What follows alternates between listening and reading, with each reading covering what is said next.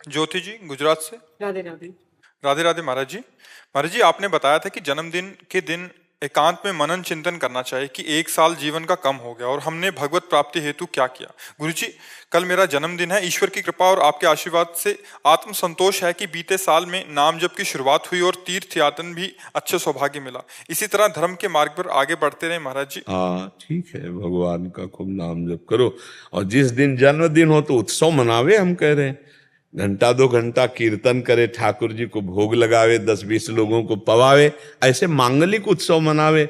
जन्मदिन सफल ये है कि जिस दिन आपका जन्मदिन हो और आपके पास यदि 10-5 हजार रुपये आपके पास है कि हम लगा सकते हैं तो चले जाओ, ऐसी जगह चले जाओ जहाँ वयोवृद्ध आश्रम है, बूढ़े माता पिता सबके रहते हैं, वहाँ जाके उनको कपड़े दे दो, उनको अच्छे अच्छे भोजन दे दो, या अस्पताल चले जाओ, ऐसे मरीज की सेवा में कुछ पैसा लगा दो जिसके जीवन के सुख के काम में आ जाए, दवा के काम में आ जाए। ये खूब कीर्तन करो, 10-5 लोगों को भोजन पवाओ। ऐसे तो उत्सव मनाना हमें लगता है अच्छा, लेकिन जन्मदिन है, हैप्पी बर्थडे और शराब के गिलास लड़ रहे हैं तो हमें लगता है कि पूरा जीवन ही बर्बाद हो जाएगा। एक साल तो बर्बाद ही होगा। भगवान का नाम जब कर रहे, भगवान नाम कीर्तन हो रहा है, 2-4 संत महात्माओं को भोजन पवा दिया या अपने मित्रों को बुलाकर भोजन पवित्र पवा दिया, तो ये बढ़िया उत्सव ऐसे मनाना भी चाहिए। उत्सव 24 घंटे नाम कीर्तन रख ले, भगवान की कथा वार्ता रख ले, ये तो बढ़िया है। लेकिन हमको ये थोड़ा कम अच्छा लगता है कि पार्टी हो रही, शराब पी रहे, जीवों की हत्या करके मांस खा रहे हैं, बोले आज हैप्पी बर्थडे। हैप्पी क्या, तुम्हारे हैप्पी में दसियों के गले कट गए, वो हैप्पी थोड़ी है। अच्छा, मदिरा पीना ये महत पाप है, हमारे शास्त्रों में इसका बड़ा निषेध किया गया है। तो कभी कोई ऐसी हैप्पी ना मनाए बर्थडे कि जिसमें शराब परोसी जाए, मांस परोसा जाए, गंदे लोग आकर खावें, ऐसा नहीं। नाम कीर्तन करो, अच्छे अच्छे पदार्थ बनाओ, सात्विक, भगवान को भोग लगाओ और ऐसे लोगों को पवाओ जिनको नहीं मिलता है। ऐसा बहुत से ऐसे लोग फुटपाथ में बैठे रहते हैं, जा जाकर उनको सुंदर भोजन पवा दो। उस दिन सुंदर वस्त्र 2 को भी पवा दिया, 2 के वस्त्र पहना दिए तो तुम्हारा हैप्पी बर्थडे बन गया। महाराज जी, एक सज्जन आए थे हमारे पास उधर, उन्होंने उधर गौशाला खोली है शायद हरियाणा दिल्ली साइड के, तो 750 गौ वहाँ। तो उन्होंने एक ऐसा किया था कि 56 भोग रखा है गऊ के लिए, जिनका भी जन्मदिन है उनके आसपास उन्होंने ऐसी पहल किया है कि आपका अगर जन्मदिन है तो यहाँ आके गऊ के बीच में मनाइए। उन्होंने अलग अलग पेड़े बनाए हैं उनके लिए, दाल की वो, फिर और बहुत अच्छा चारा, अलग अलग 56 प्रकार की डालियां हैं। नहीं, बढ़िया है, ऐसा करना चाहिए, करना चाहिए। गौ सेवा, संत सेवा, अतिथि सेवा, अनाथ सेवा, सब रूपों में भगवान है, बहुत सेवा के अवसर है, ऐसा करना चाहिए। हमें लगता है सबको अपनी कमाई से 1-2 रुपया महीने में जो जिसको जितना लाभ मिलता हो। पहले गांवों में भी एक गोलक रखी जाती थी मिट्टी की, और गरीब किसान आदमी ना, वो उसमें चंद रुपए जो भी उससे बचते, फिर वो सोचा जाता था कि किस आश्रम में पहुंचाया जाए, कहाँ पहुंचाया जाए, वो साध सेवा। हमें लगता है सबको ऐसा करना चाहिए, 2-4-10 रुपए डाल देना चाहिए, और वो जब एकत्रित हो जाए तो गौ सेवा में है, ऐसे अनाथ भगवान की सेवा में, ऐसे सेवा में लगाने से बड़ा लाभ मिलता है, शांति मिलती। हम अभी एक डॉक्टर मंडली जो फ्री ब्रजमंडल में जा जाकर सेवा करते, उनको बता रहे थे कि एक दिन आप सुंदर भोजन बना के खुद पाओ और एक दिन वो अपनी थाल का भोजन किसी भूखे को पवा दो, फिर देखो आपको कैसा लगता है। जिस दिन आप दूसरे को पवाओगे जो शीतलता मिलेगी वो अच्छा भोजन पाने पे नहीं मिलेगी जो दूसरे को पवाने से मिलेगी। तो कभी कभी ऐसा भी करना चाहिए, किसी का पेट भर देना चाहिए। अपनी भूख है ना, उसको हम सह लेंगे, उसको छोड़, दूसरे की भूख को हम, तो ये अब आज ऐसा हो रहा है कि दूसरे की थाली छीन कर हम खाना चाहते हैं, दूसरे के सुख को मिटाना चाहते हैं, इसीलिए दुख ही दुख प्राप्त हो रहा है। बढ़िया है, ऐसे बर्थडे मनाओ। अजीत कुमार जी। राधे राधे महाराज जी। महाराज जी, हम ईश्वर के साथ गहरा संबंध विकसित करने के लिए क्या कर सकते हैं और अपने जीवन में ईश्वर की उपस्थिति का कैसे अनुभव कर सकते हैं? सबसे पहला, भगवान की आज्ञा का पालन करना। भगवान स्पष्ट आज्ञा करते हैं, अनन्य चेता सततम यो माम स्मरति नित्यशः तस्याहम सुलभा पार्थ नित्य युक्तस्य योगिना। जो मेरा अनन्य चिंतन करता है, अनन्य चेता सततम यो माम स्मरति नित्यशः तस्याहम सुलभा पार्थ, जो हमारा भगवान का संबंध है वो जागृत हो जाएगा। भगवान उसके मानस पटल पर झलकने लगेंगे, उसको ये अनुभूति होने लगेगी कि भगवान मेरे हृदय में है, वो अनुभव करने लगेगा। पर शर्त है अनन्य चेता सततम यो माम स्मरति नित्य सा, नित्य निरंतर सतत भगवान का भजन, वो बड़ा कठिन हो रहा है। नित्य निरंतर सतत शरीर का स्मरण हो रहा है, नित्य निरंतर सतत भोगों का स्मरण हो रहा है, नित्य निरंतर सतत शरीर संबंधियों का चिंतन हो रहा है। कैसे भगवान की अनुभूति हो, कैसे भगवान हम में हैं, हम भगवान के हैं, ये कैसे अनुभूति हो? तो इसके लिए मानव जीवन मिला कि हम निरंतर साधन कर सकें। तो अब जिन्होंने यौवन अवस्था बाल्यावस्था से अभ्यास किया तो वृद्धावस्था में इस बात को समझ सकते हैं, अन्यथा नहीं समझ सकते, क्योंकि भोगों में जितनी बुद्धि लगाई गई वो सब भ्रष्ट हो गई। भोगैश्वर्य प्रसक्ता नाम तयापहृत चेतसाम व्यवसायत्मिका बुद्धि समाधो न विधीयते। जिसने अपनी बुद्धि को भोगों में लगा दिया, जिसका चित्त भोगों में संग्रह में लग चुका है, अब वो भगवान की प्राप्ति करना या भगवान के संबंध में वो अज्ञानी ही रहेगा, वो जान नहीं पाएगा। अगर वो भोगों का त्याग किसी महात्मा के संग से कर पावे तो बुद्धि फिर उसकी भगवान में लग जाए। अब ज्यादा समय रह नहीं गया, बहुत आयु तो निकल गई व्यर्थ के कार्यों में। अब नाम जब पकड़ लो तो बात बन जाए, क्योंकि स्थिति कुछ नहीं। हम कह रहे हैं राधा, और अभी प्राण निकल जाएंगे तो भगवान की प्राप्ति हो जाएगी। हम कह रहे हैं राम, हम कह रहे हैं कृष्ण, और अभी प्राण निकल गए तो भगवान की प्राप्ति हो जाएगी। जैसे अजामिल अपने पुत्र के बहाने से जब नारायण नाम लिया तो भगवान की प्राप्ति हो गई। तो हमें इस समय एक ही उपाय समझ में आ रहा है कि हम खूब नाम जप करें, और ये युग धर्म के अनुसार भी उपाय है। कृतयुगे ध्यायते विष्णुम, त्रेतायाम यजतई मखई, द्वापरे परिचर्यायाम कलौ तद्धरि कीर्तनात्। कलयुग में भगवान नाम जप, भगवत नाम कीर्तन, इससे बहुत जल्दी लाभ प्राप्त होता है। हाँ, कलयुग केवल नाम आधारा, सुमिर सुमिर नर उतरहि पारा। तो जो नाम आपको प्रिय हो वो नाम खूब जप करो तो भगवान की इस आज्ञा का पालन हो जाएगा। अनन्य चेता सततम यो माम स्मरति नित्य सा। तो भगवान के नाम का स्मरण, भगवान के रूप का ध्यान, भगवान की लीला कथा सुनना, भगवान के धर्म युक्त जो तीर्थ हैं, जो धाम है, इनके दर्शन करना, इसी से हमें भगवत प्राप्ति हो जाएगी। देखो, आप धाम आए हो, नाम महिमा और रूप महिमा और भगवान की लीला कथा महिमा, इसमें चित्त को लगाना शुरू कर दो, आपको अनुभव होने लगेगा भगवान हमारे साथ है।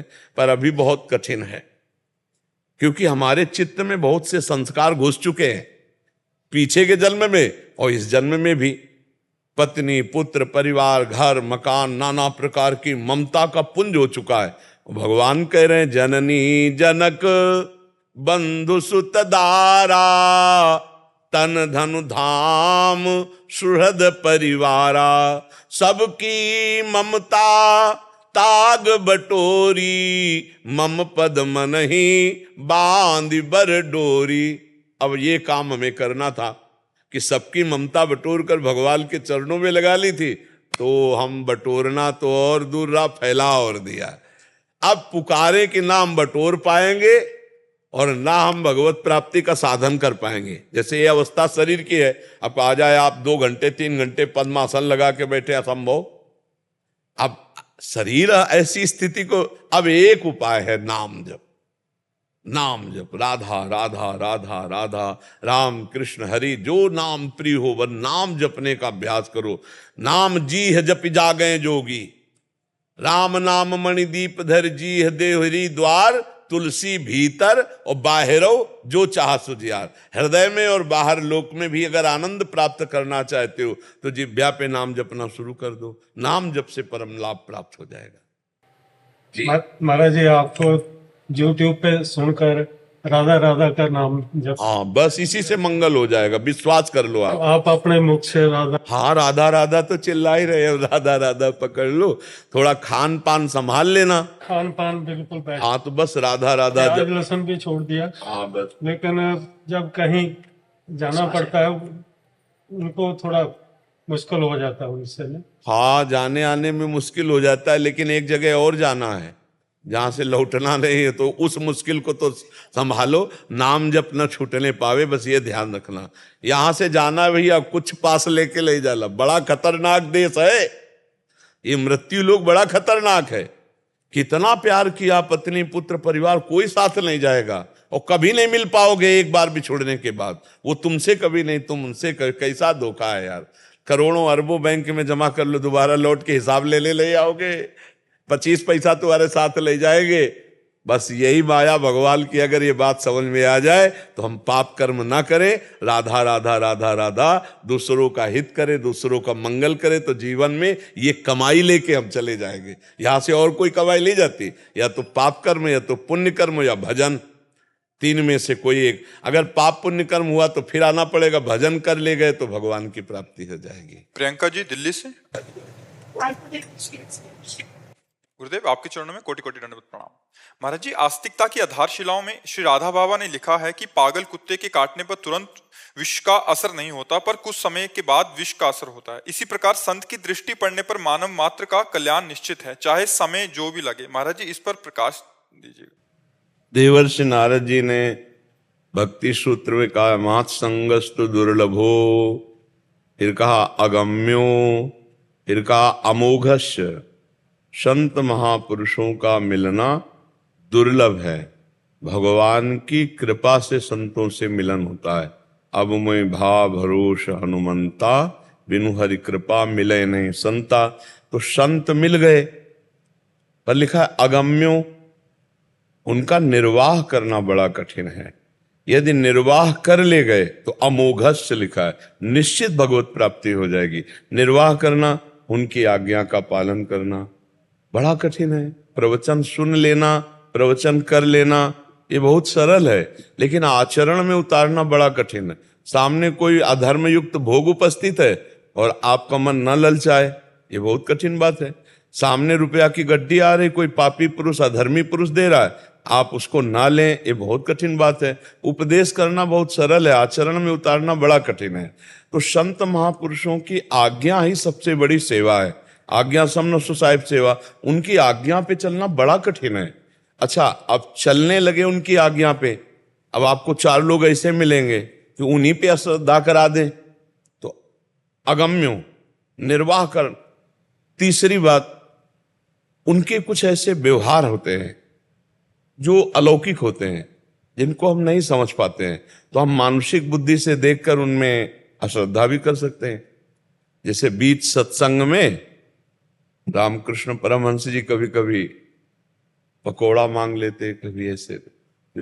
वो अनासक्त महापुरुष हैं, बालवत चेष्टाएं हो रही। तो देवर्षि नारद जी ने लिखा है अगम्यो, निर्वाह करना बड़ा कठिन है, पर यदि निर्वाह कर ले गए तो अमोघस्य, निश्चित भगवत प्राप्ति हो जाएगी।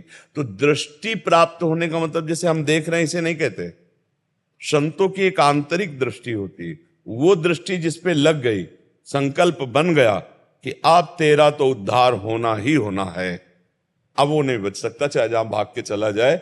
अब वो उनकी दृष्टि उनके पीछे पड़ी रहेगी, और वो कभी गलत करने के सोचेगा तो जला देगी वो दृष्टि, और वो कांपने लगेगा, ना बाबा हम गलत नहीं करेंगे। तो वहां विनोद में कह रहे कि जैसे पागल कुत्ते की दृष्टि पड़ गई तो हजारों को छोड़ के काटेगा उसी पे जिस पे उसका निशाना सध गया, और जिसको काट लिया तो जब बादल गरजते हैं वर्षा आदि का संयोग, तो उसके अंदर वो ज्यादा विष चढ़ता है। ऐसे ही संतों की दृष्टि पड़ गई, और जब सत्संग मिला, शास्त्र स्वाध्याय हुआ, तो उसका धीरे धीरे रंग चढ़ा। तो आप सरिस चाहे सब पीना, फिर आप भी संत हो जाएंगे। भेष से ना सही, पर आपका आचरण संत हो जाएगा, आप भी भगवत प्राप्त हो जाएंगे। तो जो संतों का कथन है, मतलब जिसके पीछे लग गए। अब संत किसके पीछे लगते हैं? जो उनकी आज्ञा का पालन करता है, सेवा में हर कष्ट सहते हुए उनकी आज्ञा के पालन में। यही सेवा। सेवा का मतलब हाथ पैर दबा देना, कपड़ा लत्ता धो देना, ये सब एक अंग है। संपूर्ण सेवा उनकी आज्ञा का पालन है। पास में रहता हो और आज्ञा पालन न करता हो, लाभ नहीं मिलेगा। दूर रहता है, आज्ञा पालन कर रहा है, उसको लाभ मिल जाएगा। कभी कभी कहा नहीं जाता दीपक तले अंधेरा। तो अधिक प्रियता के कारण वो उनकी अवहेलना कर देते हैं, आज्ञा उल्लंघन तो नहीं लाभ ले पाते। या बाहरी सांसारिक लाभ, संत के पास सेव संतरा रुपया पैसा खान पान सामग्री आ रही तो उसका लाभ, तो वो आंतरिक लाभ नहीं ले पाएंगे। बहुत चीजें हैं, यदि हम केवल लक्ष्य रखें इनसे हमें भगवत प्राप्ति करना है और ये जो बोले वही मैं करूंगा, बस अब उनकी दृष्टि घसीट लोगे आप। दृष्टि घसीटना, अपनापन हो जाना कि अब तो तुम्हारा कल्याण पक्का है, पक्का निश्चय अब तुम्हारा कल्याण है, अब हम कल्याण करके छोड़ेंगे। अब ये जिद्दी स्वभाव संतों का उस जीव का कल्याण कर देगा, उनके पीछे पड़ जाएंगे। तभी किसी किसी को ऐसा लगने लगता है कि हम में कुछ है तभी तो हमारी तरफ इनका ज्यादा प्यार है। संतों का जैसे होता ना, नहीं नहीं, उनका कुछ देख के नहीं, उनका मन हो गया है भगवान से प्रेरित होकर तुम्हारा कल्याण कराने की। तो ऐसा बात बाबा ने उसमें लिखा है कि वो पीछे पड़ जाते हैं और उनका कल्याण करके ही छोड़ते हैं। ये संतों का एक स्वभाव होता है, ये संतों में एक प्रभाव होता है, पर उसका निर्वाह कर पाना बड़ा कठिन है। एक बार देवर्षि नारद जी एक देखा बहुत बूढ़ा दुकान में बैठा है और इधर उधर की बातें बक रहा है। नारद जी नजदीक गए और उनका कि भजन कर, मृत्यु नजदीक आ रही है, यही बस लड़कों को उपदेश कर रहा कैसे बेईमानी की जाए, कैसे धन कमाया जाए। अरे पूरी जिंदगी हो गई, अब बुढ़ापा तो संभाल ले भजन का। डांट के भगा दिया नारद जी को कि हमें तुम्हारे उपदेश की जरूरत। जो मोह में रत है ना, ममता रत सन ज्ञान कहानी और अति लोभी सन विरति बखानी। जो ममता में रत है उनको ज्ञान की बातें अच्छी नहीं लगती, जो लोभी है ना उनको वैराग्य की बातें अच्छी नहीं लगती, जो कामी पुरुष है ना उनको भगवान की चर्चा अच्छी नहीं लगती। ऐसे ही उसको अच्छा नहीं लगा। नारद जी ने कहा तुम हमको भगाया है और हम तुमको भगाएंगे और तुम्हें भगवत प्राप्ति करा के छोड़ेंगे। देखो संतों का स्वभाव। अब उस समय गंगा जैसे नजदीक है या कोई भी नदी नजदीक है तो प्राय लोग नदियों में स्नान करने जाते थे, थोड़ी धार्मिकता तो रहती ही थी। तो सुबह सुबह स्नान के लिए निकला, नारद जी वापस उसी का रूप रख करके आ गए।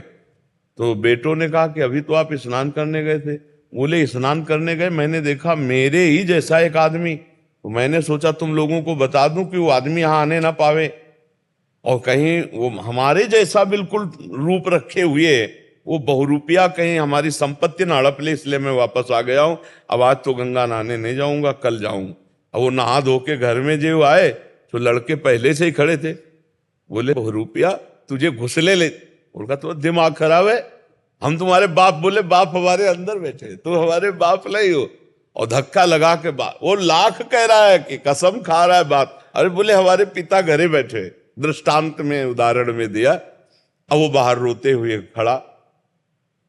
देवर्षि नारद जी जो पिता बने हुए थे वो बाहर निकल करके आए।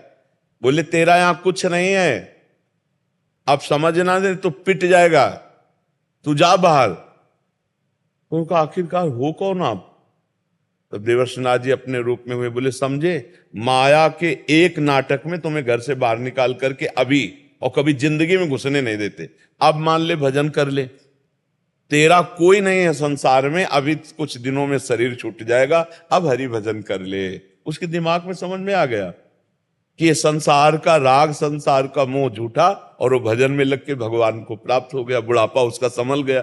संत जिन पर कृपा करते हैं तो प्रतिकूलता का दर्शन कराकर, संसार के राग का नाश करके भगवान की प्राप्ति का। अब वो कैसे प्रतिकूलता का नाश होगा? कई तरह से होता है।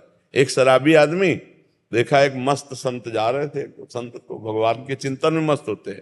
कहे बाबा जी आज तक तुम्हें ऐसा आनंद नहीं आया होगा, आओ हमारे साथ। तो नजदीक गए, वो भी बड़े कौतुकी। उन्होंने कहा तुम्हारे हम भाग्य की रेखा पढ़ रहे हैं बेटा, 7 दिन के अंदर मर जाएगा तू। और वो संत पर इतना विश्वास था, साधु महात्मा सत्य बोलते हैं और चमत्कारी होते हैं कि मतलब रेखा तो पढ़ ही लेते हैं। हाथ जोड़ा, महाराज 7 दिन में मर जाएंगे। बोले पक्का। सारा नशा उतरने लगा शराब का उसका। बोले ये 7 दिन के अंतर में मर जाओगे, पक्का तुम्हारी भाग्य रेखा है। तो महाराज हम तो शराब पीते रहे, बेविचार करते रहे, गंदे आचरण, और घुटने पे हो गया, मेरा उद्धार कैसे होगा? बोले भैया पक्का उद्धार हो जाएगा। यदि तुम गोविंद गोविंद गोविंद गोविंद ऐसा जपो, पक्का तुम्हारा उद्धार हो जाएगा। बोले बस आप ही हमारे सहारा हो, आज से हम कभी शराब नहीं पिएंगे और घर जाकर के हम गोविंद गोविंद गोविंद गोविंद सब बंद कर, 7 दिन में मर ही जाना, संत के वचन है। 1 दिन 2 दिन 3 दिन भोजन छोड़ दिया, तो गोविंद गोविंद गोविंद गोविंद गोविंद गोविंद हरे मुरारे गोविंद गोविंद मुकुंद कृष्ण गोविंद गोविंद रथांग पाणे गोविंद दामोदर माधवेती गोविंद गोविंद रट लगा। क्योंकि अब पता चला ना, जब 7वां दिन आया तो बस वो सोच रहा था अभी मरे, क्योंकि 7 उतने में वो महात्मा गए, जो देखा स्वामी जी और चरणों में गिरा। 7 दिन हो गए गोविंद गोविंद जपते हुए, आज हमारा आखिरी जन्म, भले आ गए हो, अब आपके सामने प्राण निकले, आप ऐसा आशीर्वाद दो कि अब हमारा दोबारा संसार में जन्म ना हो। 7 दिन भजन कर रहा है ना, और उसको बहुत एकदम चरणों में गिरे। बोले बेटा सही बताए, तुम अमर हो गए, तुम मरोगे नहीं। मरना तो 7 दिन में, इतवार से सोमवार के बीच में दिन ही आएंगे, हमारी मिथ्या वचन नहीं, 7 दिन के अंदर ही मरोगे। लेकिन अब तुम मरोगे नहीं, क्योंकि तुम भगवान के नाम में डूब गए। अब पूरा जीवन जितनी श्वासें इसी नाम को जपना, तुम्हें भगवत प्राप्ति हो जाएगी। तो साधु महात्मा कुछ ऐसे कौतुकी होते हैं कि जिसके पीछे लगे उसका कल्याण करके ही छोड़ते हैं, और अगर उनके वचनों पे विश्वास हो जाए तो पक्का भगवत प्राप्ति हो जाए। कुछ भी उनके वचनों पे विश्वास हो जाए। एक गांव की गौवें चराया करता था आदमी, पहले ऐसा होता था, ग्वाले होते थे तो गौवें चराता था, और भोजन और सब लोग उसको, अर्थव्यवस्था तो उससे परिवार चलता था। गांव में भागवत की कथा हो रही थी, तो गांव के लोगों ने कहा कभी तो सुन लिया कर यार कथा, जंगल में गौवें चरा कर बस अपना जीवन बर्बाद कर, कभी तो कथा सुन लिया कर, गांव में कथा हो रही। तो उसने सोचा कि चलो आज सुन लेते हैं। तो वहां गए तो उन कथा का प्रसंग चल रहा था, जिसने जिंदगी में गुरु नहीं बनाया, भजन नहीं किया, उसका जीवन बेकार चला गया। तो अब इसी सोच में रह गया कि मैंने तो कभी गुरु बनाया नहीं, कोई भजन तो साधन, तो हमारा जीवन बेकार चला गया। कथा समाप्त हुई, पंडित जी के चरणों का, ज्यादा बात तो हम नहीं पकड़ पाए, इतना पकड़ पाए कि गुरु बनाए बिना जीवन व्यर्थ जाता है। तो अब आप हमारे गुरु, अब हम कहाँ ढूंढे गुरु, आप ही गुरु हो, अब हमें मंत्र दे दो, हम अपनी गाय चराने जाए, हमें ज्यादा समय नहीं है। तो ऐसे कहीं मंत्र मिलता है कि गली चलते। तो उनका आखिरी दिन, जिस दिन कथा समाप्त होगी उस दिन तुम्हें हम मंत्र दे देंगे, तुम आ जाना। अब आखिरी दिन काफी भेंट वेंट चढ़ी। अब वो गरीब आदमी को क्या देगा दीक्षा में, तो उन्होंने टाल दिया। अभी हम भोजन कर रहे हैं, फिर वो बेचारा बाहर बैठा भोजन, वो अच्छे से भोजन किया, थोड़ी देर आराम करके जाना था। अब रबड़ी आदि पाया तो पेशर बना। अब पहले गांव बाहर शौच जाना होता था, शौचालय तो होते नहीं थे, अब वो घर के बाहर बैठा था। जो ही लोटा लेके निकले से बोले गुरुजी गुरुमंत्र दे दो, देखो कथा भी समाप्त हो गई और आप जाने वाले भी हो, और पीछे पीछे चल दिया। अब वो धोती संभारे, उन्होंने कहा दिमाग खराब है, शौच जा रहे तुम्हें गुरुमंत्र। उसने कहा आप नहीं छोड़ने वाले, हम हमारे पास इतना टाइम नहीं, पूरे गांव के गौवें चराते हो, पीछे पीछे चल दिया। अब उनको सोच लगी थी, वो सोचे अब जाए तो हम कहीं बैठ जाए किसी वृक्ष आदि के आड़े लेकर के। अब वो सोच लगी थी, तो उसने कहा महाराज गुरुमंत्र दे। बोले धत गपोचंद, बोले गुरु जी, बस मान गए। धत गपोचंद, धत गपोचंद, अब न राम न कृष्ण न हरि। अब सोचो, गुरु भाव और गुरु मंत्र पर विश्वास, गुरु ने कह दिया धत गपोचंद तो जपने लगा। अब धीरे धीरे धीरे धीरे इतना जप में तन्मयता होने लगी। भोले आदमी को भगवान बहुत जल्दी मिलते हैं, ज्यादा जो बुद्धिमानी होती है ना उनको परीक्षा लेते हैं, और जो सीधा साधा भोला होता है ना उसे भगवान बहुत जल्दी मिलते हैं। अब वो एकांत में बैठ करके जैसे गाय चरा रहा, धत गपोचंद घप। अब सब लोग सोचे कि क्या मूर्ख है, भगवान के तो बहुत से नाम हैं, गोपाल शास्त्र नाम, विष्णु, कोई नहीं मिलता ऐसा ये नाम। अब उसको इतना मनाया कि गाय चराना छोड़ दिया, अपने घर में बैठ करके एकांत कमरे में। भगवान द्वारिकाधीश जी ने कहा रुक्मिणी जी से कि आज हम एक भक्त के दर्शन करने चलते। तो रुक्मिणी जी ने कहा प्रभु हम भी चलेंगे। बोले जरूर चलो, बहुत महान भक्त है, निर्मल भोला एकदम। दोनों छद्म वेश में अपने वेश को बदल करके गए, उसके घर में गए। बोले प्रभु भक्त, तो बोले हमारे भक्त अकिंचन होते हैं, ऐसे ही होते हैं। बोले प्रभु हम पहले देख के आते हैं असली भक्त है आपका कि नहीं। तो वहां गए तो बेचारा धत गपोचंद, धत गपोचंद। तो उनका श्री कृष्णचंद, द्वारिकाधीश, बहुत से नाम तो सुने, ये ददगपोचंद कौन सा नाम है भगवान का हमारे? तो उनका ये किसका नाम जप कर रहे हो? अब अभी तक तो किसी ने पूछा था नहीं था, उसने हल्की सी आंख खोल के देखी कोई स्त्री है, तो गुस्सा में, गाय चराने वाला आदमी गुस्सा में कहा तुम्हारे खसम का जपते हैं और किसका जपते हैं? रुक्मिणी जी लौट के आई, वो बोले प्रभु बहुत जानकार आदमी है बोले प्रभु बहुत जानकार आदमी है, वो एकदम देखते ही जान गया और बोला आप खसम माने पति, बोले आपका भजन कर रहा है प्रभु, बहुत सर्वज्ञ भगत है। भगवान बहुत मुस्कुराए, बोले प्रभु एक प्रश्न हमें इस समय उठ रहा है कि आपके गोपाल शास्त्र नाम, विष्णु शास्त्र नाम, बहुत से नाम हमने सुने, लेकिन ये गपोचंद नाम कब आपका सुना? बोले बहुत मीठा नाम है हमारा, बहुत प्यारा नाम है। बोले कब का? बोले जब हम ब्रज में थे और बाल रूप में थे, तो मैया किसी कार्य में रत थी, तो हम अपने सखाओं के साथ माखन चोरी कर रहे थे, तो छीका में ऊपर मैया ने टांग दिया था, तो एक सखा के कांधे पे ओखली पे सखा, ओखली होती ना उल्टा करके, और उस पे सखा, और सखा के कांधे पे ठाकुर जी, और खूब ऐसे मक्खन सब। मैया आई, मैया ने कहा ये क्या कर रहा है? तो फिर हमने बहाना बनाया कि मुझे भूख लगी थी, लगा मैया काम में है, और इसमें देखा चींटी, तो हम कहा मैया आएगी चींटी निकालेगी तब माखन खाएगी, तो मैं चींटी निकाल रहा था। बोले वाह बहुत चतुर, बाल गोविंद भगवान बोले बहुत चतुर, अच्छा चींटी निकाल लेते तो यहां तक हाथ कैसे तुम्हारे? अरे चींटी ऊपर ही होती। बोले मैया जब ऐसे रखते तो नीचे चले जाती, तो मैं खबो खबो के ऐसे निकाल रहा था। तो बोले चल लाला ये भी बात मान गई, लेकिन तेरे मुंह में यहां से मक्खन लगा, यहां चींटी निकाला कर। बोले तू समझती नहीं मैया, जब चींटी निकाल लाते तो मक्खियां ऐसे आती, तो मैं जब ऐसे करता तो वही लग गया है। तब मैया ने कहा झूठा धत गपोचल। बोले उस समय मैया ने कहा था ये हमारा नाम है। देखो उन्होंने उपहास में पंडित जी ने कहा, और उसने गुरु मानकर नाम जपना शुरू कर दिया, जो भगवान के नामों में कहीं नहीं था, उसको भगवत प्राप्ति हो गई। गुरु के वचन, संत के वचन यदि हम मान ले तो निश्चित भगवान की प्राप्ति हो जाती है। बहुत से ऐसे उदाहरण हैं शास्त्रों में कि जो भोले भाले भक्तों ने भगवान को प्राप्त किया। एक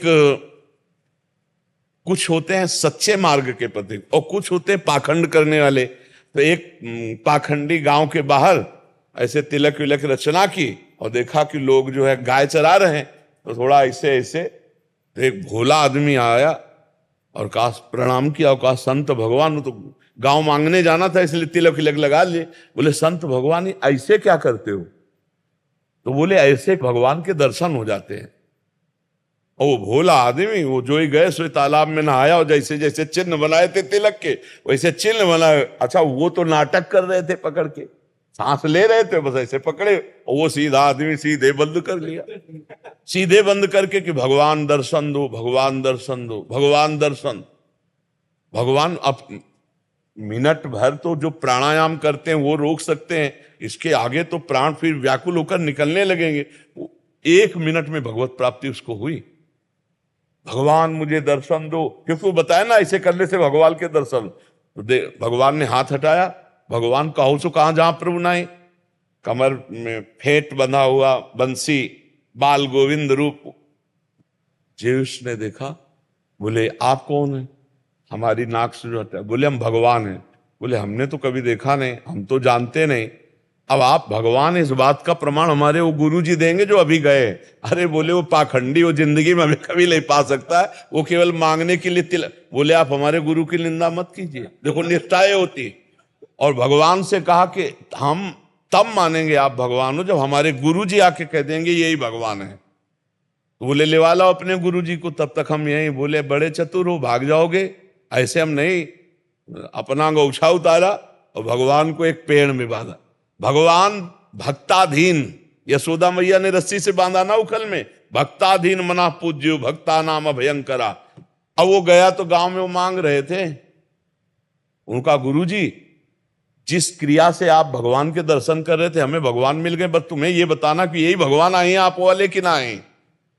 अब उसको तो कभी भगवान से कोई मतलब ही नहीं था। तो और उन्होंने कहा हाँ वही थे वही थे। बोले नहीं आपको चलना पड़ेगा, वहां बताना पड़ेगा।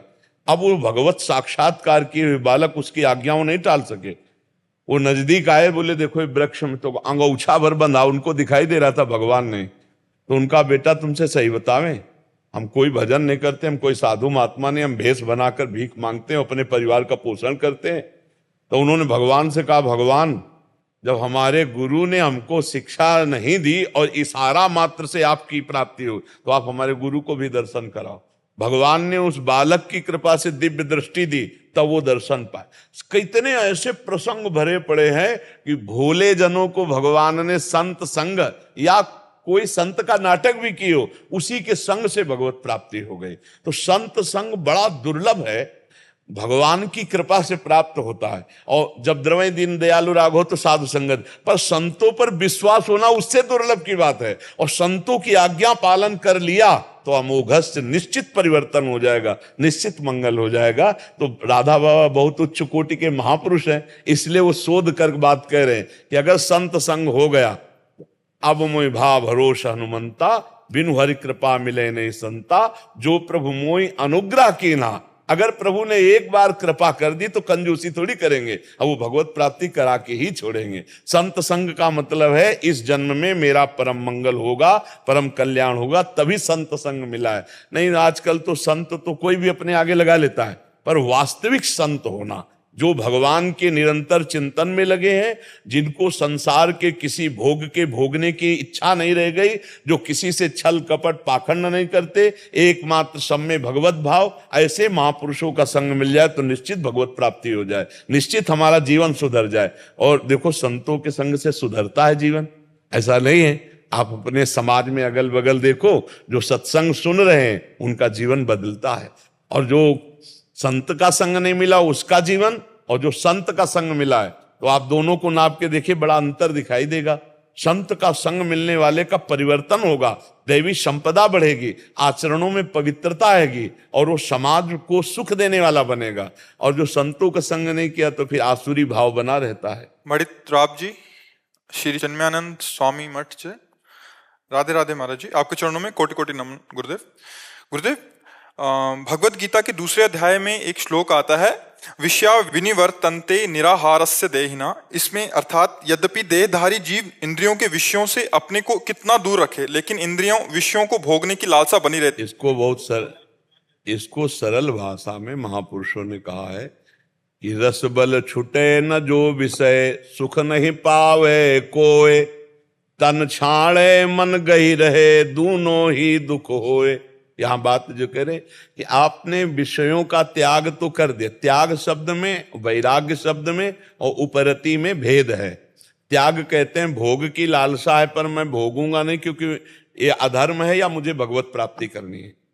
अभी उसके अंदर लालसा है, अब डबल जलन है, भोगा नहीं और लालसा हृदय में है, तो वो विषयों का त्याग तो कर दिया, लेकिन विषयों की जो आसक्ति अंदर है वो भजन से छूटेगी। रस बल छूटे जो विषय, तब ही तो सुख होए, जैसे आतप को तप्यो, पावे सरिता तोए। जैसे धूप का तपा हुआ एकदम शीतल जल में जाके खड़ा हो जाए, ऐसी शांति मिलती कब? जब भजन बल से विषय त्याग होता है। भजन बल करते जा रहे हैं, खूब नाम जप कर रहे हैं और धीरे धीरे विषय छोड़ रहे हैं। अच्छा, भजन कर नहीं रहे और विषय छोड़ दिए तो तन छाड़े और मन गही रहे, दोनों ही दुख होए। समझ पा रहे हमारी बात? तो तन से छोड़ने से तो आप ये हो गया कि भाई हम फलाहार हैं, हम अमुक भोग नहीं भोगते, लेकिन मन में सारी लालसाएं भरी हुई है क्योंकि भजन की कमी है। तो वहां भगवान कह रहे हैं ज्ञान प्राप्त की, या तो ब्रह्मबोध हो, ब्रह्म सत्यम जगन मिथ्या, तो लालसा नष्ट हो, और या भजन बल, इतना भजन करो कि ऐसा आनंद मिले कि ये भोग सब बमन के समान लगने लगे, सब विष के समान लगने लगे। श्री नारायण स्वामी जी एक दोहा कहते हैं कि ब्रह्मादिक के भोग सब विषम लागत ताहि, नारायण ब्रजचंद की लगन लगी है जाए। जिसे भगवान की प्राप्ति की लगन लग जाती है, उसमें अपने आप ऐसी आनंद की वृत्ति होती है कि ब्रह्मलोक तक के भोग सब उसे विष के समान लगते हैं।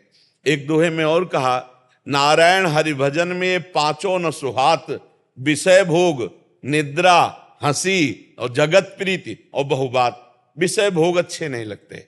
जो भगवान से प्यार करते हैं ना, नहीं खान पान ते भावे है, नहीं कोमल वसन सुहावे है, सब विषय लगे ते खारा है, हरि आशिक का मग न्यारा है। उसे विषय भोग अच्छे नहीं लगते, उसे बहुत प्रपंच की बात करना अच्छा नहीं लगता, रिश्ते नाते संसार बहुत बात, उसे चक नींद नहीं आती, थोड़ा सो करके अधिक भजन करने की, और उसे बहुत भोजन पाने का, अल्पाहार थोड़ा आहार पान, तो विषय भोग निद्रा हंसी हंसी मजाक अच्छा नहीं लगता, जगत प्रीति रिश्ते नाते अच्छे नहीं लगते, बहुत बात करना अच्छा नहीं लगता।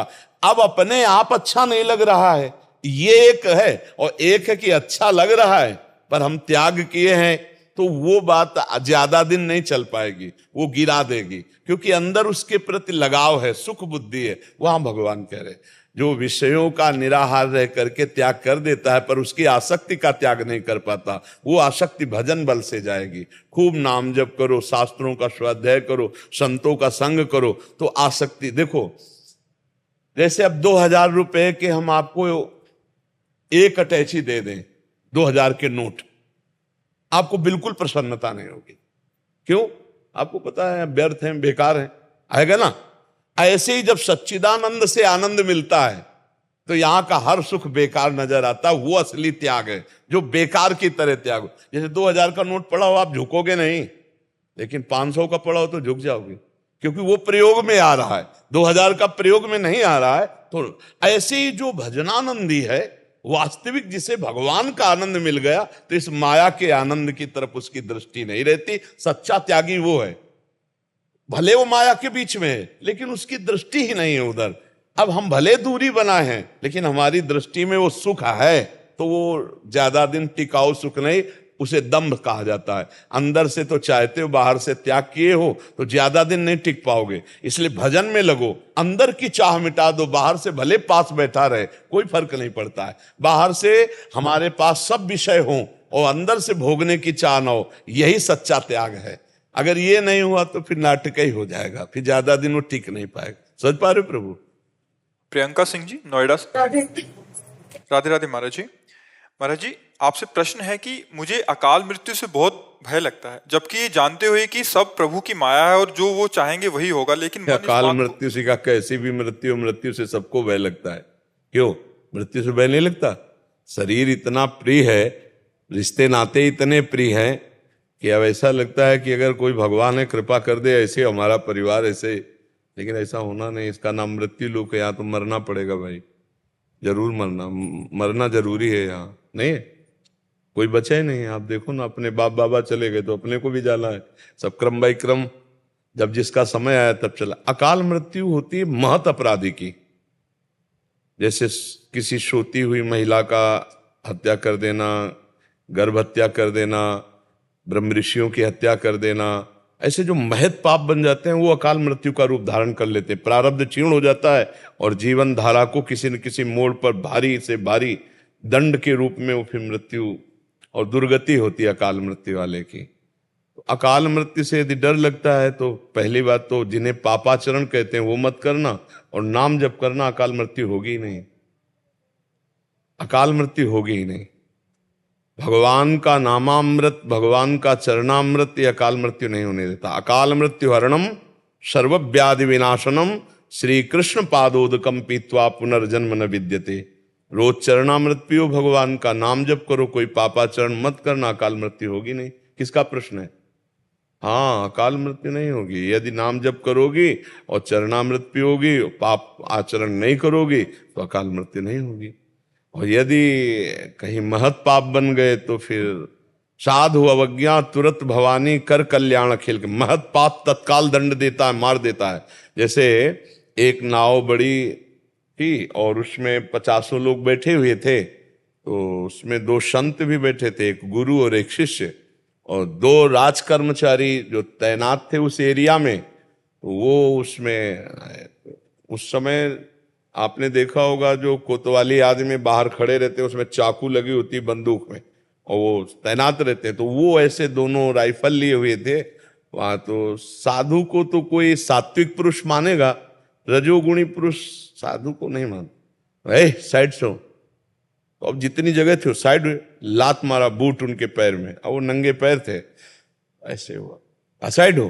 अब वहां जगह नहीं थी इतनी तरह, पूरी नाव भर वो कहीं जूता मारता, कहीं थप्पड़ मारता शिष्य को। गुरु तो निरपेक्ष बैठे हुए थे, अब साधु क्या करे।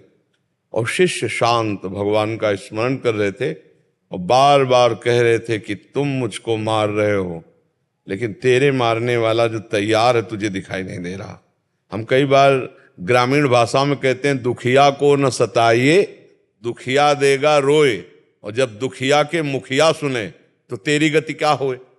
अब वो बूट पहने, राइफल लिए, अपने राब में सैकड़ों बार टॉर्चर किया नदी पार होते होते। जब नदी पार हुई तो नदी में कुछ दूरी ऐसी होती है जिसमें जल बहुत छिछरा होता है, मतलब बहुत कम होता है, वहां नाव नहीं जाती, तो वहां कूद के नाव से ऐसे जाना होता है, या फिर थोड़ा भींजते हुए इतना पैर, जो किनारे बालू होती है उसमें नाव नहीं चल सकती, पानी इतना इतना होता है। तो उन्होंने राइफल को ऐसे ऐसे करके उसका सहारा लेकर कूदने का, और राइफल धंस गई बालू में और पैर बूट फिसल गया, सीधे यहां से सीधे यहां। साधु अवज्ञा तुरंत भवानी कर कल्याण अखिल ज्ञान, तत्काल अकाल मृत्यु की रचना हो गई, क्योंकि बार बार टार्चर किया और साधु चुप रहा। अगर वो गाली दे देते या डांट देते तो बच जाता, क्योंकि प्रारब्ध क्षीण हो जाता। तो ऐसे जो पाप हैं अगर हमारे द्वारा ना हो तो अकाल मृत्यु नहीं हो सकती। अकाल मृत्यु तभी होती है जब भ्रूण हत्या, गर्भ हत्या, आजकल लगभग हर माता बहन इसको नहीं समझ रही हो, कर रही है। गर्भ हत्या इतना भयानक पाप है, कोई माता बहन नहीं समझ रही, और एक भ्रूण हत्या, गर्भ हत्या महत पाप के अंदर है। तो फिर वो दुर्दशा तो फिर पक्की हो जाती है। उसके लिए प्रायश्चित क्या करते हो? कुछ नहीं। आप समझते हो हमारा गर्भ है, हम नष्ट कर सकते हैं? नहीं, पालन का अधिकार है, नष्ट करने का नहीं। नष्ट कर, देखो सरकार विरोधी है कि नहीं इस बात की? आप अपने शरीर का पालन कर सकते हैं, नष्ट नहीं कर सकते। नष्ट करने की बात अगर पता चल जाएगी ना तो आपको सजा मिल जाएगी, आपके शरीर नष्ट करने की सजा मिल जाएगी। आप इसका प्रयोग कर सकते हो लेकिन आप इसे नष्ट नहीं कर सकते, समझ रहे हो ना? ऐसे भागवतिक विधान में भी है। तो अगर हमारे द्वारा महत पाप ना हो तो अकाल मृत्यु नहीं होती है। अकाल मृत्यु होती है जब महत पाप हो जाते हैं। और हमें किसी भी मृत्यु से अगर ऊपर उठना है तो नाम जप करना है, अच्छे आचरण करने हैं, दूसरों को सुख देना है, भगवान के आश्रित होना है, तभी मंगल होगा। ऐसे चाहे जितना रुपया कमा लो, दुख चिंता भय शोक इनसे नहीं बच सकते कोई भी हो। लिख लो कागज में चाहे दिमाग में, दुख चिंता भय शोक इससे नहीं में। तो क्या भजन करने वालों के जीवन में दुख नहीं आता? आता है, लेकिन शोक नहीं होता। भगवान एक ज्ञान देते हैं, एक आनंद देते हैं, जिस आनंद में दुख को भी बहुत आराम से सह लेता है। कई बार हमने कहा कि हमको तो जैसे तौला अपने दिमाग से, तो तुम्हें साधारण भाषा में बता रहे हैं कि 100 ग्राम दुख और 900 ग्राम ऊपर सुख, क्या करेगा? वो दबा है नीचे। ऐसे भगवान के भक्त के जीवन में दुख आता है, और जो भगवान से विमुख होते हैं तो वो 100 ग्राम पूरे जीवन को बर्बाद कर देता है। भारी से भारी वेदना, कष्ट, भारी से भारी समस्या उसके जीवन में होती है जिसके दोनों किडनी फेल होती है। भारी समस्या होती है, आप देख लेना, चेहरा पीला हो जाता है, हालत खराब हो जाती है। क्यों?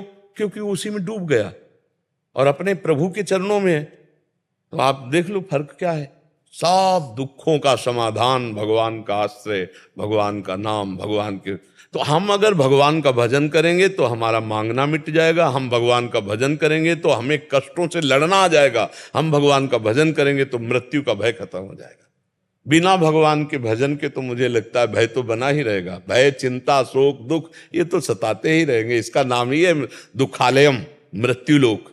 मृत्युलोक दुखालयम अशाश्वतम, ये नाशवान है, ये दुख ही दुख देगा। अगर भजन नहीं है तो बिल्कुल कोई भी हो, कहीं भी हो, परिणाम में तुम्हें दुख मिलेगा। वर्तमान में तो लगेगा मैं सुख भोग रहा हूं, लेकिन परिणाम में तुम्हें दुख मिलेगा। यतदग्गे विस्मय परिणामे अमृतोपमम। भजन मार्ग में चलने पर विष जैसा लगेगा, लेकिन परिणाम में अमृत मिलेगा। भोग मार्ग में, गलत मार्ग में चलने में यतदग्गे अमृतोपमम परिणामे विस्मय। शुरुआत तो अमृत जैसी लगे, लेकिन परिणाम विष होगा। जैसे पराई माता बहन की तरफ गंदी दृष्टि देखना, गंदा भाव करना अमृत जैसा लगेगा, लेकिन इसकी क्रिया का परिणाम ये महान विष जैसा होगा। और सुबह 4 बजे जगना, नहा धो के भजन में बैठ जाना, घंटा 2 घंटा भजन करना, ये विष जैसा लगेगा, लेकिन परिणाम अमृत में जैसा होगा। तो भगवान का आश्रय लो, नाम जप करो, धर्म से चलो, तो सब भयों से भगवान बचा लेंगे। भगवान निर्भय पद प्रदान कर देते हैं, भगवान अभय दे देते हैं। जो सभी आवा सरनाई, रखियो ताई प्राण की नाई। भगवान कहते हैं अगर भयभीत होकर भगवान की शरण में चले गए तो भगवान निर्भय पद दे देते हैं। महर्षि, आप एक डॉक्टरों की टीम है एक, ये ब्रिज में जितने साधु संत जो इनका अर्थादि की व्यवस्था ना हो उनकी सेवाएं करते हैं, अपने अपने समय निकाल के संडे वाले दिन या कोई ऐसा हॉलीडे हो उसमें आते हैं और कहीं कैंप लगाते हैं, और जहाँ जगह जगह ब्रिज के अलग अलग क्षेत्रों में वहाँ दवाइयाँ उनको मुफ्त। हाँ, आप सब अपने लिए अर्थ कमाई करने के लिए डॉक्टर बनते हैं, वो तो बढ़िया ही है भाई, व्यापार जीवन उद्देश्य जीने का। लेकिन ये जो आप कर रहे हैं इसे परमार्थ कहते हैं, इसे स्वार्थ नहीं कहते। और परमार्थ वाले का स्वार्थ भगवान पूर्ण करते हैं। उनको योगक्षेमम वहाम्यम वो देखते हैं। आप दूसरों को सुख देने की भावना में जितना दृढ़ रहेंगे भगवान उतना आपको सुख देंगे। और जो दूसरों को दुख देता है, अब जैसे कुछ डॉक्टर अर्थ की लालच वृत्ति में आकर कुछ ऐसे कार्य करते तो आप सुनते हैं बहुत तरह से उनका अपमान भी होता है। और फिर अगर ना हो प्रगट में तो भागवतिक उनके घर में आतंक पैदा हो जाएगा, मन अशांति वाले सब खेल होने लगेंगे। ये बहुत सुंदर बात है। अधिक से अधिक जितना शरीर और जितनी बुद्धि आप में भगवान ने दी, बल दिया है, उसका दूसरों की सेवा में प्रयोग करो। तो आप एक बात आप कभी अनुभव करना कि आप अच्छे भोजन की थाली स्वयं पा के देखो और अपनी थाली किसी एक दिन भूखे को पवा के देखो, तो जो आपको हृदय में शीतलता मिलेगी वो स्वयं पाने से नहीं मिलेगी, नहीं ना। तो जिनके पास अर्थ का अभाव है उनको दवाइयां देना, उचित सलाह दे देना, और सबसे पहले वचन की औषधि होती है, आप ठीक हो जाएंगे। हमने आप जैसे हजारों को ठीक किया है, अरे आपका तो कुछ है ही नहीं, वो एक आदमी को साहस बनता है ना। रोग में सबसे पहली दवा होती है, डॉक्टर की चतुरता यही है कि उसको वचन के द्वारा भले कल पधार जाए लेकिन कल तक हम उसको पुष्ट रखेंगे, कुछ नहीं होगा। आप तो बहुत नॉर्मल हैं, आपसे बहुत सीरियस को ठीक किया, पहले वचन की औषधि गई, फिर मुस्कुराहट से जो हम उसकी सेवा कर रहे हैं, इससे हमारे ऊपर भगवान की कृपा होगी। बहुत अच्छा है, आप ऐसा कीजिए। और ब्रज तो भगवान का साक्षात स्वरूप है, यहाँ ब्रजवासी संतों की सेवा भगवान की सेवा है। वैसे चराचर जगत में किसी की भी सेवा करे तो भगवत भाव से ही करे। फिर ब्रज तो भगवान का मूर्तिमान स्वरूप है, 84 कोस भगवान श्री कृष्ण का साक्षात स्वरूप है।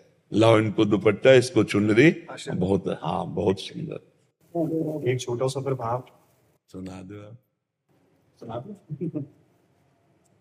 श्री राधा रटे सब व्याधा मिटे, अनुराग हिये गुण गायन में, चहु ओर बहत रसधार सदा, बरसाने की कोमल छायन में।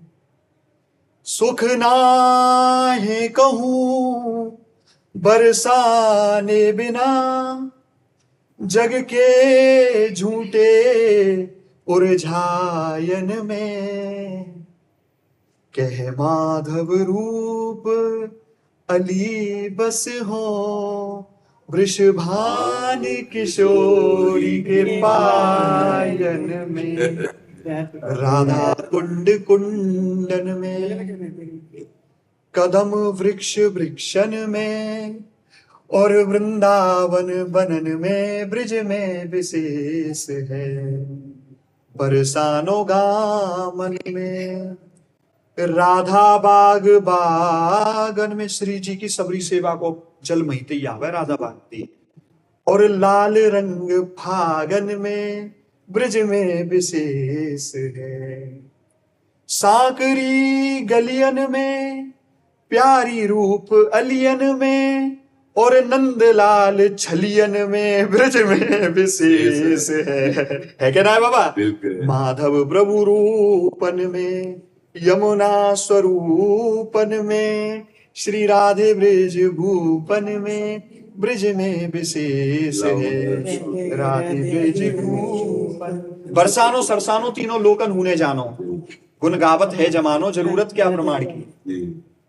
कदमन में तीर्थराज, पीछे बने अनूपवार, प्यारी प्यारी शोभा लागे तुलसी के विरमान। देख के अखंड ज्योत मदन मन प्रंदित हो, बिछी रहे छवि चार चांदनी बितान की, नहा रूप निधि कर रमा रूप रिद्धि कर, आन बैठी गद्दी पर बेटी वृषवानी की। बोल बहू के भैया की जय। जय हो।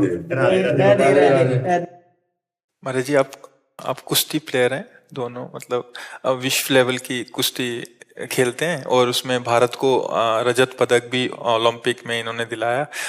आपने भी विश्व स्तरीय कुश्ती लेवल में भारत को पदक दिलाया महाराज जी। हाँ, बहुत ठीक है। बस आचरण की पवित्रता सुरक्षित रखना। जब अपनी लौकिक उन्नति होने लगे तो अपने चरित्र पर अंकुश कर ले, चरित्र पर शासन कर। चरित्रहीन व्यक्ति ज्यादा दिन टिकता नहीं है।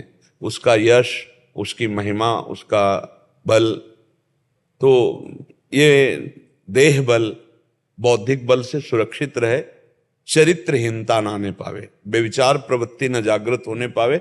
और माता बहनें जितनी भी है, चाहे जितना नजदीक संग हो, पर जहां पाणिक ग्रहण संस्कार हुआ है अगर गृहस्थी में है, तो उसके अलावा फिर चरित्र पावन रखना, फिर कभी कोई तुम पर अंगुली नहीं उठा पाएगा।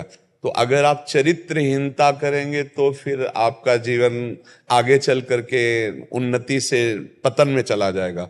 और चरित्र पक्का तो फिर प्रायः कुश्ती लड़ने वाले हनुमान जी को आदर्श मानते हैं। नहीं मानते? क्यों मानते हैं? क्योंकि वो चरित्रवान है, वो ब्रह्मचारी हैं। और देखो, इसमें ब्रह्मचर्य बहुत काम करता है। आप चाहे जितना बलिष्ठ भोजन पालो, अगर ब्रह्मचर्यहीन हो तो पछाड़ने की ताकत नहीं रहेगी। पछाड़ने की ताकत ब्रह्मचर्य में होती है। एक अद्भुत जोश होता है कि आप अपने से डेढ़ा वजन वाले को टांग सकते हैं, ब्रह्मचर्य में ताकत होती है। तो ब्रह्मचर्य उचित, हम ये नहीं कह रहे कि अखंड, उचित ब्रह्मचर्य, क्योंकि गृहस्थी में जाना है या गृहस्थी में हो, पर पराई माता बहनों की तरफ के लिए तो बिल्कुल कसम खा लो, वो तुम्हारे लिए जहर है। तो इसलिए इस बात से बचे रहना, चरित्रहीनता ना आने पाए। और अपनी नियत संख्या का जो व्यायाम है वो बढ़ना चाहिए, कम नहीं होना चाहिए। जो हमारा मतलब हम 40 मिनट दंड लगाते हैं, 40 मिनट बैठक लगाते हैं, 1 घंटा हम वर्जिश करते हैं अलग से, तो हमें वो सब करना है। नित्य दिनचर्या में जो पहलवान प्रमाद युक्त हो गया कि अखाड़े में जाना तो थोड़ी तैयारी कर ली, नहीं तो ऐसा वो पहलवान नामी नहीं हो सकता।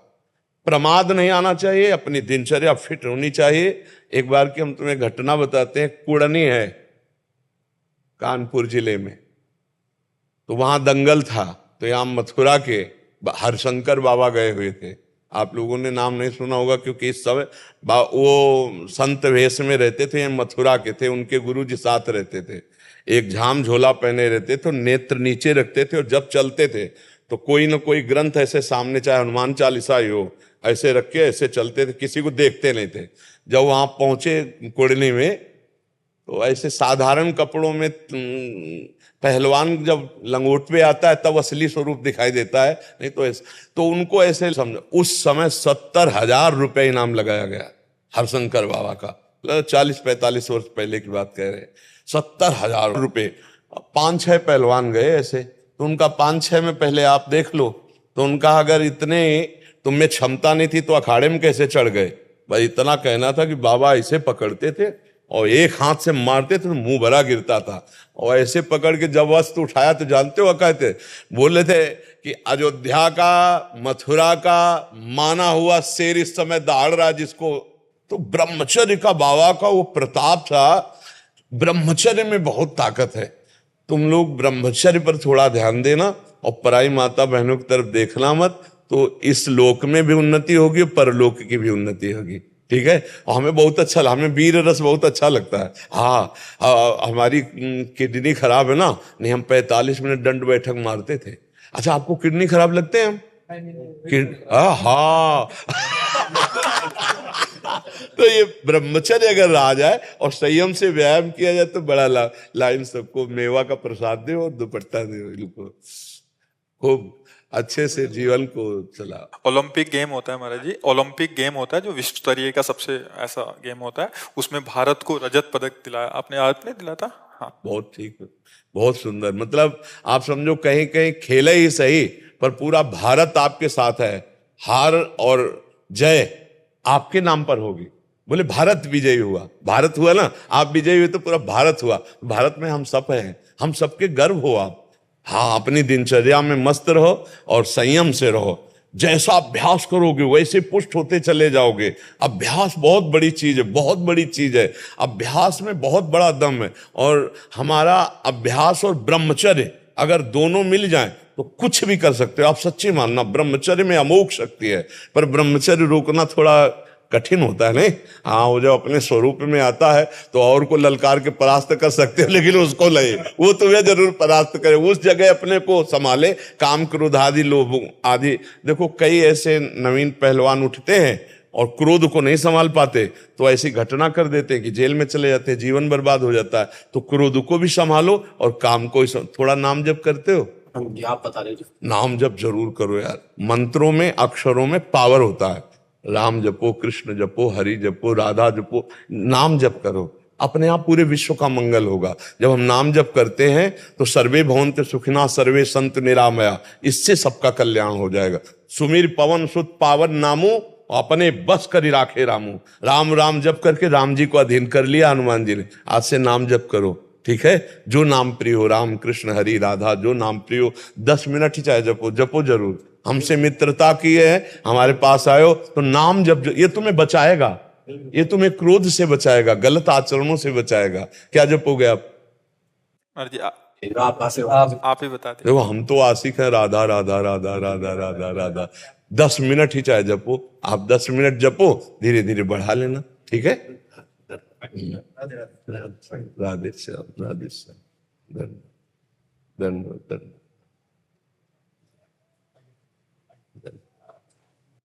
राधा राधा राधा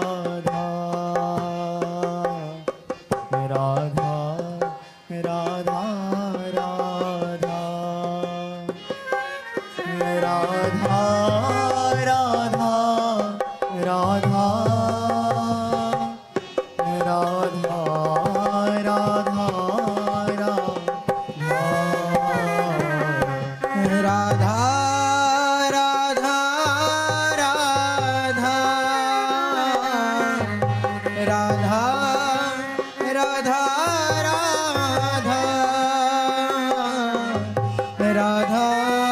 राधा